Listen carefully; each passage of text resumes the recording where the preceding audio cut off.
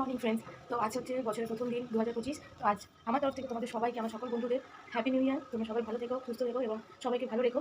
তো আজ এই দিনই সকাল থেকে আমি আমার ব্লগটা স্টার্ট করলাম। তো আজ সারাদিন কী করবো, নতুন বছরে আমরা কীভাবে দিনটা কাটাবো সবটাই তোমাদের সঙ্গে শেয়ার করবো। তো তোমরা দেখতে থাকো।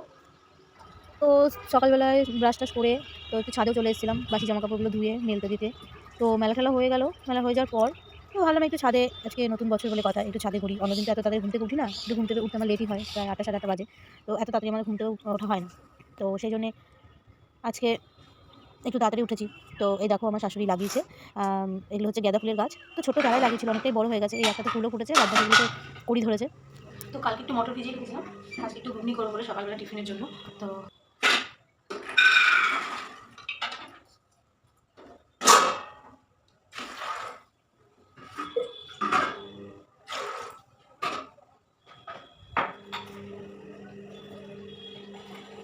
বছরের প্রথম দিন একটু ভালো মতো টিফিন না করলে হয়। তো সেই কথা ভেবে কাল একটু মটর ভিজিয়ে রেখেছিলাম।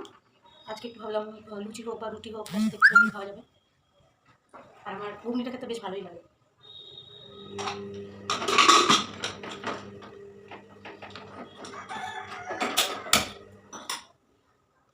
তো মটরটা সেদ্ধ হতে হতে আমি অন্য কাজগুলো সেরে নিই।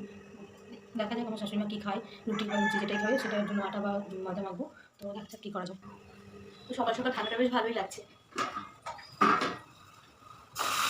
একটু চা খেয়ে নিই, চাটা খেয়ে তারপরে অন্য কাজের দিকে যাওয়া যাবে। তো এই যে আমার শাশুড়ি তো বললো যে রোদের ছাদে রোদও আছে, তাহলে ছাদে গিয়ে একটু সবজিটা কাটি। এলাম হ্যাঁ কাটো, অসুবিধা কী আছে।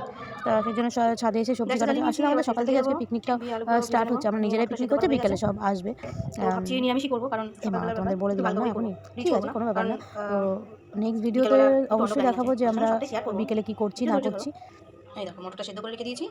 তো তেলটা গরম হয়ে গেলে একটু জিরে ফোড়ন দিয়ে দেবো, দিয়ে একটু আলুগুলো, এই যে পিস পিস করে কাটা রয়েছে, আলুগুলো একটু ভেজে নেবো। তো জিরে ফোড়নটা দিয়ে দিলাম, একটা করে আলুগুলো ভেজে নেবো। আলুগুলো ভেজে নিলাম, একটু নরম নরম করে ভেজে নিয়ে। আর এই শীতকালের দিনে নতুন আলু আমার সত্যি একদম ভালো লাগে। নতুন আলু আমি কোনো টেস্টই পাই না, আমার ভালোই লাগে না, এতে পুরোনো আলু অনেক বেটার। তো যাই হোক, নতুন আলু ছিল, নতুন আলু দিয়ে করা হচ্ছে, করে নিলাম। তো এরপরে আমি আদা টমেটো পেস্ট করবো, এগুলো দিয়ে দেবো। তো আলুগুলো প্রায় মোটামুটি ভাজা হয়ে গেছে। তো এরপরে আদাটা গ্রেট করবো। মশলাটা কষা হচ্ছে, কষিয়ে হয়ে গেলে তারপরে মটরগুলো দিয়ে দেবো।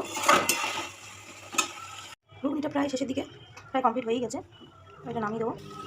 ভাবলাম নিরামিষ করবো, তাহলে ভাবলাম তুমি পেঁয়াজ কুচি করে করবো, খুব একটা নিচে হবে না, হালকা হবে। তো একটু পেঁয়াজ কুচি করে ঘুগনির মধ্যে, ঘুগনিটা প্রায় হয়ে গেছে।